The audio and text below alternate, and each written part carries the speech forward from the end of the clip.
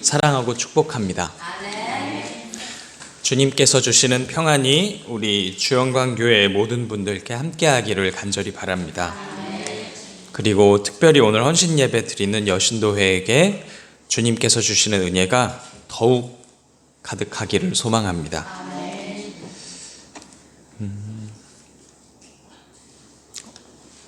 네, 아시는 말이죠? 네, 제주도 말로 많다는 말입니다. 밥 하영 먹고 귤 하영 따고 이렇게 쓰죠. 은혜 하영 받읍서양 이렇게 쓸 수도 있겠네요. 발음은 조금 다르지만 이 말이 또 이렇게 쓰이기도 합니다. 이거 하영, 저거 하영, 또 저거 하영. 저는 이 하영이라는 말이 주영광교회 여신도회 그리고 한국교회 여신도회의 모습을 설명하는 말 중에 하나가 아닐까 하고 생각합니다. 교회에서, 가정에서, 또 일터에서 우리 여신도 회원들은 하영이랍니다. 또 여러 가지 일을 합니다. 어르신들 말 들어보면 밭일 하영, 물질 하영, 집안일 하영, 애기방 하영의 연속이죠. 요즘 말로 여러 가지 직업을 가지고 있는 사람을 N잡러라고 해요. 여기서 N은 영어 알파벳 N이고요. 그 N이 숫자로 여러 개를 뜻하는데요. 여러 가지 일을 하는 사람을 지금처럼 N잡러라는 말을 써서 부르기도 전에 여신도들은 이미 그 삶으로 N잡을 감당해 오셨습니다. 그 많은 일들로 알뜰하게 삶을 감당하는 여신도들에게 위로가 있기를, 또 하영이란 그 삶에 주님이 참된 쉼을 하영 주시길 기도해 봅니다. 무엇인가요? 네, 동백입니다. 제주에서 자주 볼 수 있는 꽃이고 또 여러 의미를 담는 상징으로도 사용이 됩니다. 제가 좋아하는 꽃나무이기도 한데요. 혹시 이곳이 어딘지 아시나요? 네, 서귀포 위미예요. 위미에 가면 위미 동백나무 군락지라는 곳이 있어요. 약 500그루 정도 되는 동백나무가 아름답게 서 있습니다.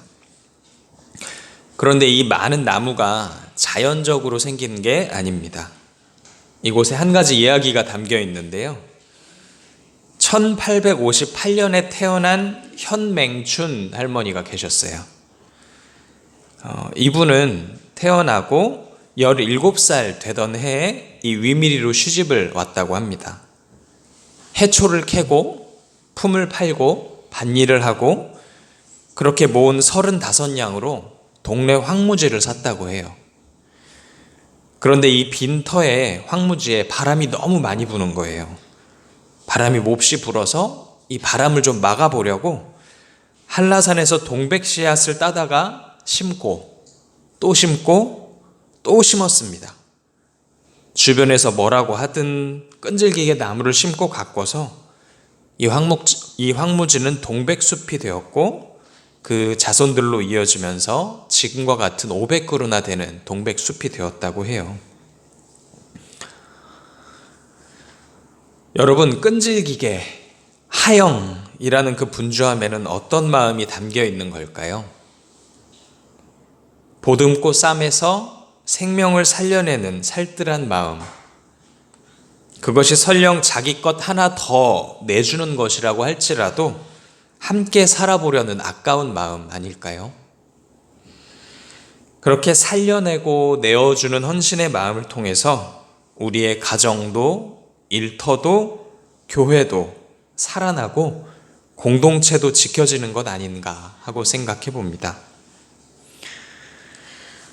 올해 우리 교단 여신도의 표어는 영과 진리로 예배하는 생명, 평화, 선교 공동체입니다.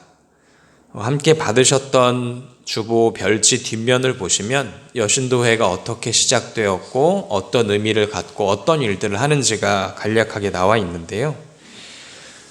올해 이 주제를 해설하는 4가지 성경 말씀들 중에 로마서 12장은 이렇게 이야기해요. 그러므로 형제들아 내가 하나님의 모든 자비하심으로 너희를 권하노니 너희 몸을 하나님이 기뻐하시는 거룩한 산 제물로 드리라. 이는 너희가 드릴 영적 예배니라. 너희는 이 세대를 본받지 말고 오직 마음을 새롭게 함으로 변화를 받아 하나님의 선하시고 기뻐하시고 온전하신 뜻이 무엇인지 분별하도록 하라. 조금 긴데요. 많은 일들을 감당하고 바삐 일하는 우리 성도들에게 거룩한 산제물, 영적인 예배, 하나님께서 기뻐하시는 뜻, 이 말들이 어떻게 하면 좀 더 잘 이해가 될까 고민하던 중에 오늘 함께 읽은 빌립보서 말씀을 함께 묵상하면 조금 더 좋지 않을까 이런 생각이 들었습니다. 오늘 함께 읽은 빌립보서는요, 사도 바울이 복음을 전하다가 감옥에 갇히게 되는데 이 감옥에 갇혀서 쓴 옥중 서신들 중에 하나입니다. 빌립보 교회란 교회가 있었어요. 이 교회 성도들이 바울을 위해 모아준 헌금이 있었습니다. 이 헌금을 전달하려고 에바브로디도라는 사람이 갇혀있는 바울에게 찾아갑니다. 이 에바브로디도로부터 바울은 빌립보 교회의 상황을 듣게 돼요. 교회 안에 분란이 좀 있어요. 율법자들을 따르는 이들 때문에 교회에 어려움도 있어요. 밖에서 공격이 있는데 우리 교회 신앙을 좀 지켜야 될 것 같아요. 이런저런 이야기들을 이 사람에게 들어요. 바울은 생각합니다. 감옥에 자기가 갇혀있는 상황이 어쩌면 자기 삶의 마지막이 될지도 모른다. 이런 생각을 한 바울은 빌립보 교회의 사람들에게, 빌립보 교회 성도들에게 편지 한 통을 씁니다. 짧게 편지를 쓰면서 이 속에 무슨 내용을 담아야 할까 깊이 생각했을 겁니다. 기억 속에 있는 교인들의 얼굴을 한 명 한 명 떠올려 보면서 어떤 단어를 쓰는 게 좋을까, 무슨 말을 하는 게 좋을까, 다소 먹먹한 가슴으로 편지글을 다듬고 또 다듬었을 겁니다. 바울의 가슴속을 채우고 있는 꼭 하고 싶은 말이 무엇이었을까요? 오늘 본문 그 중에서도 아마 5절의 문장이 아닐까 합니다. 같이 한번 읽어볼까요? 너희 안에 이 마음을 품으라. 곧 그리스도 예수의 마음이니. 아멘. 초대교회 안팎으로 쉽지 않은 삶을 살았던 성도들을 향한 바울의 심정을 아마 이것보다 더 잘 표현한 말은 없을 것 같습니다. 품는다라는 단어가 쓰였는데요. 품는다라는 말은 무언가를 안으로 모셔들여서 잘 간직한다는 뜻입니다. 여러분, 우리는 지금 가슴속에 무엇을 품고 살아가고 있나요? 우리 내 가슴속을 무엇이 채우고 있는가 스스로를 돌아보고 깨어서 확인하는 것이 중요합니다. 무엇을 품에 간직하고 사느냐가 우리 삶의 내용을 결정하기 때문입니다. 바울은 이 빌립보 교회 성도들에게 또 우리에게 그리스도의 마음, 그리스도 예수의 마음, 이것을 품으라고 권면하고 있습니다. 우리 몸을 하나님이 기뻐하시는 거룩한 산 제물로 드리는 것, 또 그것이 영적인 예배가 되게 하는 것, 이 로마서 말씀을 조금 더 쉽게 바라보면 아까 우리가 함께 읽은 빌립보서의 말씀, 바로 우리가 예수님의 마음을 가지고 살아가는 것, 이렇게 조금 더 쉽게 생각할 수 있지 않을까 하고 생각했습니다. 예수님의 삶을 통해서 하나님께서 우리를 구원하시고 또 예수님이 삶으로 보여주신 그 사랑과 겸손을 하나님께서 가장 기뻐하신다고 오늘 성경이 말하고 있기 때문입니다. 우리가 예수님의 마음을 가지고 살아간다면 하나님께서 참으로 기뻐하시지 않을까요? 그래서 여신도의 표어에 있는 로마서 말씀을 예수님의 마음으로 좀 바꿔 생각해 보면 좋겠다 하고 생각했던 겁니다. 여러분, 사람은요, 가슴속에 들어있는 것, 간직하고 있는 것으로 삽니다. 재물이 그 자리에 있으면 재물을 중심에 두고 살고요. 지식이나 명예가 있으면 그것을 가지고 살고요. 또 내 마음속에 자식이 가장 우선이면 자식을 가장 우선으로 두고 살고요. 사랑이 그 자리에 있으면 사랑으로 삽니다. 신앙으로 산다는 것도 아마 이것과 같을 겁니다. 그런데 분주한 일상 속에서 모든 순간을 하나님 일만 생각하며 일하기가, 그렇게 살아가기가 어렵겠지요. 그래서 사도 바울은 빌립보 성도들에게 이렇게 말합니다. 너희 안에 이 마음을 품으라 곧 그리스도 예수의 마음이니 라고 말이죠. 근데 이 예수의 마음이 뭘까요? 그리스도 예수의 마음이 어떤 것일까요? 이 주님의 마음이 어떤 것인지 우리는 빌립보서 2장 1절부터 4절을 통해서 보다 구체적으로 알 수 있습니다. 먼저는요, 마음을 같이 하고 뜻을 합하고 한 마음을 갖는 거예요. 우리 한번 같이 읽어볼까요? 2절 말씀입니다. 마음을 같이 하여 같은 사랑을 가지고 뜻을 합하며 한 마음을 품어. 아멘. 아무리 좋은 모임도요, 커다란 나눔도요, 진짜 멋진 봉사도요, 정말 모두가 웃을 것 같은 친교도요, 한 마음이 되지 않으면 잘 이루어질 수 없습니다. 하나님 일을 하기 위해 모인다고 하면서 서로 각자의 마음과 뜻만을 주장하다가 어그러지는 공동체들을 우리는 매우 종종 목격하곤 합니다. 저도 많이 보았고요. 여러분도 주변에서 많이 듣고 보았을 거라고 생각합니다. 국수죠. 어느 교회에서 있었던 일입니다. 국수 끓이는 날이었는데요. 그날 국수를 맡기로 한 두 분의 생각이 좀 달랐다고 해요. 한 분은 멸치로만 육수를 내자고 했고요. 다른 한 분은 디포리로만 육수를 내고 싶었습니다. 이 두 분 사이에 의견이 충돌했고요. 그날 어떻게 됐을까요? 네, 저는 섞으면 될 것 같았는데 멸치 육수로만 했다고 합니다. 그리고 나서 디포리를 사용하고 싶었던 분은 마음에 큰 상처를 입었습니다. 어느 교회나 이런 충돌과 어려움이 있겠지요. 그래서 3절에서 사도 바울은 두 가지를 버리라고 이야기합니다. 무엇이냐면 다툼과 허영입니다.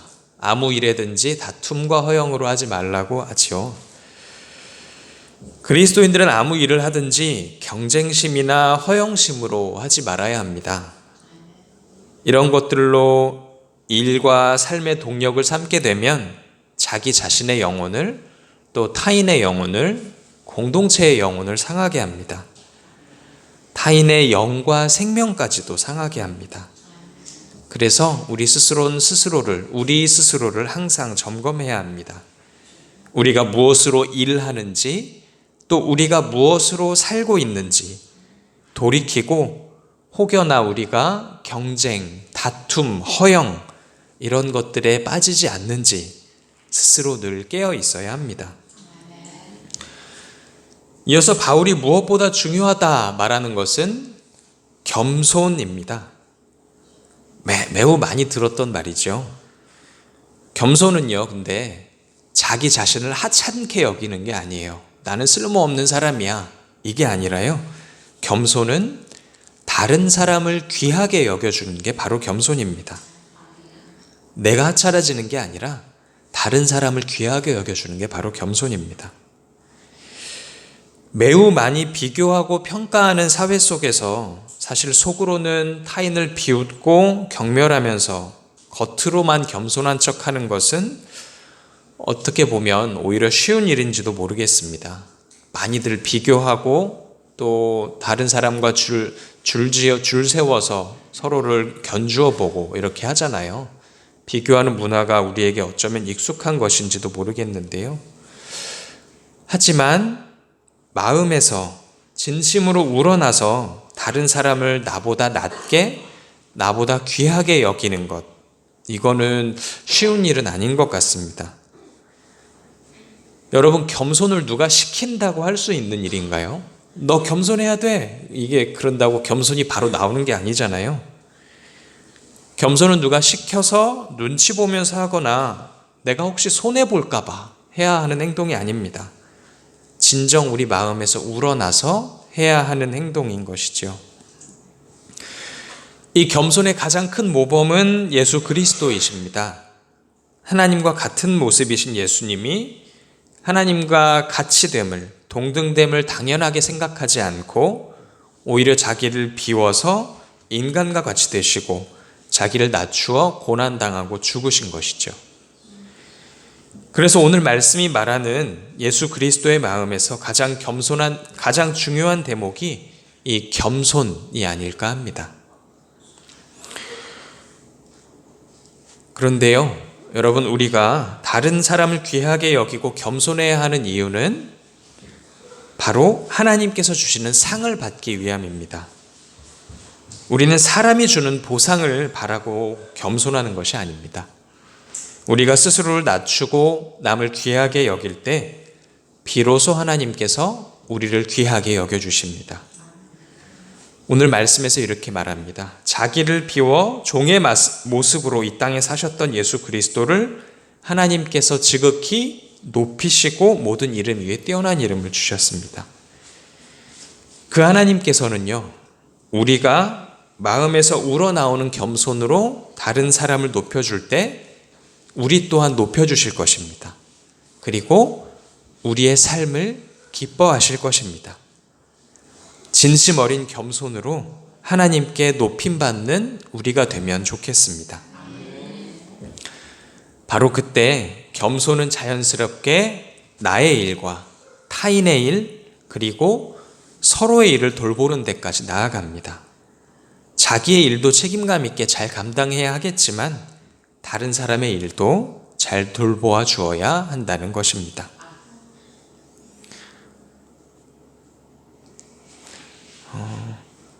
다툼과 허영 없이 겸손으로 나뿐만 아니라 다른 사람의 일도 돌보는 것, 이것을 모두 모으면 무엇이 될까요? 이 세 가지를 모으면요, 겸손, 또 저는 한 단어로 다르게 말할 수 있을 것 같아요. 같이 한번 읽어볼까요? 더불어. 앞서 말했던 다툼과 허영 없이 겸손으로 또 나뿐만 아닌 다른 사람의 일도, 이것을 합치면 전 더불어 이 단어 하나가 되지 않나 생각해 봐요.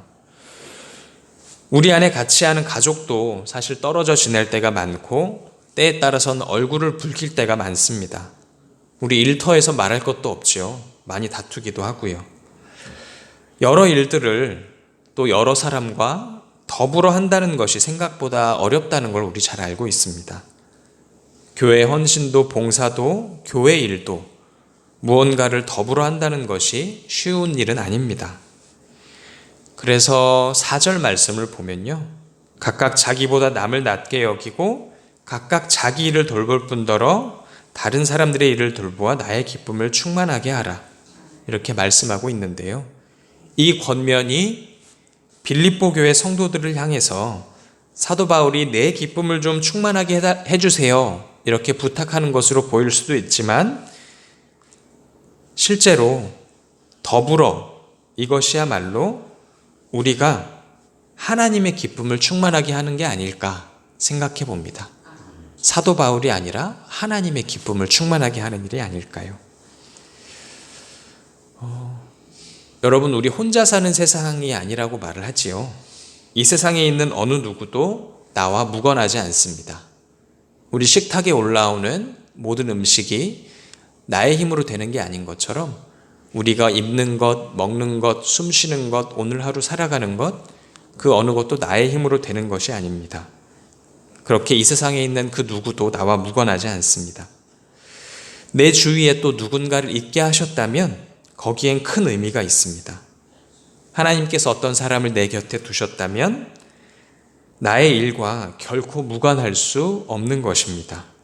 더욱이 나를, 또 우리를 하나의 공동체로 부르셨다면 그 안에는 하나님의 큰 계획과 인도가 함께 있습니다. 협력과 공감, 배려와 겸손 없이는 우리 개인의 어떤 노력도 하나님께서 기뻐하시는 결실을 거둘 수가 없는 것입니다. 그래서요, 그리스도인은 더불어 살아가는 사람인 것입니다. 함께 아파하고요. 함께 기뻐하고 또 형제 자매들의 또 우리 아이들의 청소년들의 문제를 나의 문제로 삼을 수 있을 때 우리는 그때 비로소 그리스도 예수의 마음을 안에 품었다. 이렇게 말할 수 있을 것입니다. 이 더불어와 함께 또 사도 바울 사도가 말하는 그리스도의 마음을 한 가지 더 꼽아볼 수 있겠는데요.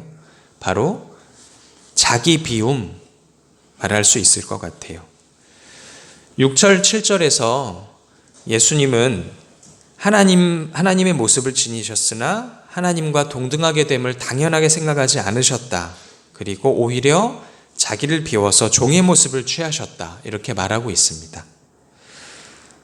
여러분, 자기를 비운다는 것 어떤 의미일까요? 자기를 비운다는 것, 나의 당연한 권리를 내려놓는다. 이렇게 받아들일 수 있을 겁니다. 우리는 예수께서 2000년 전에 말구유라는 여물통에 오셨다는 걸 압니다. 이 구유는 세상에서 가장 낮은 자리를 뜻하지요. 비천한 자리입니다. 주님이 그 낮은 자리, 비천한 자리에 임하신 까닭은 세속에 갇혀서 땅에 묶여 살아가는 사람들을 일으켜서 하늘을 바라보고 하늘 사람으로 살도록 하려는 것이었습니다. 세상에 존재감이 없는 사람이라 할지라도 또 나와는 다른 모습, 조금 다른 생각으로 사는 사람이라 할지라도 그 누구도 무시당하거나 차별당하는 것은 결코 하나님의 뜻이 아닙니다. 나를 지으신 분이 내 옆에 있는 일을 지으셨다고 인정하는 사람이라면 힘이 없다고 해서 또 문제가 있다고 해서 어려움을 겪는다고 해서 다른 사람을 결코 함부로 대할 수는 없는 것입니다. 그럼에도 좀 둘러보면 우리 주변에서 나와 좀 다르다고, 나보다 좀 못하다고 사람을 쉽게 평가하는 우리 현실이 때때로 아프게 다가오는 것 같습니다. 하지만 예수님은 설령 보잘것없고 존재감 없는 이들이라고 할지라도 그들과 하나 되기 위해 종의 모습으로 이 땅에 오셨습니다. 주님 앞에서 우리 역시 그런 보잘것없는 사람 중에 하나가 아니고 무엇일까요? 주님은 그 빛을 감추시고 죄인들과 함께 사셨습니다. 먹고 마시고 울고 웃으면서 하나님 나라를 위해 사셨습니다. 그 삶의 결과가 십자가였습니다.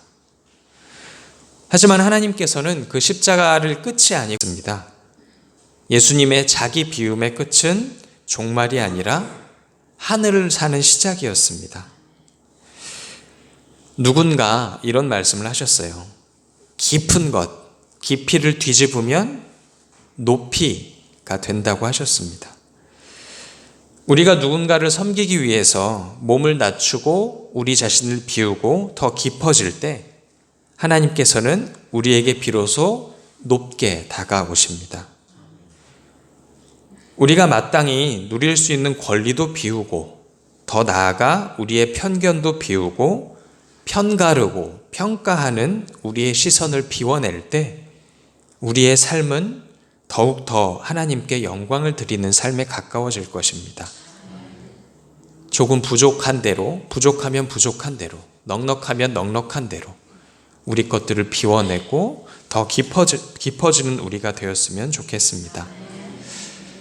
우리 교회 앞에 무엇이 쓰여 있나요?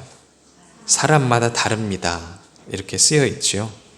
어느 누구든 어느 공동체에서든 다름을 인정하고 그 안에서 더불어서 한 마음으로 힘쓰며 서로의 일을 돌보고 겸손을 실천할 때 하나님께서 그 사람을 또 그 공동체를 참으로 기뻐하시고 높여주실 것입니다.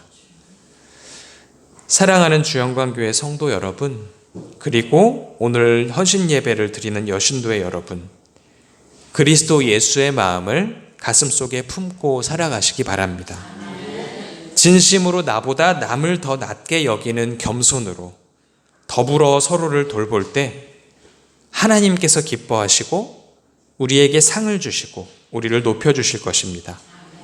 바로 그것이 깨어 영과 진리로 매일을 살아가는 일이고 하영하영 분주하지만 아름답게 우리 스스로와 우리가 속한 공동체를 살려나가는 길일 것입니다. 함께 조용히 말씀을 묵상하며 기도하겠습니다.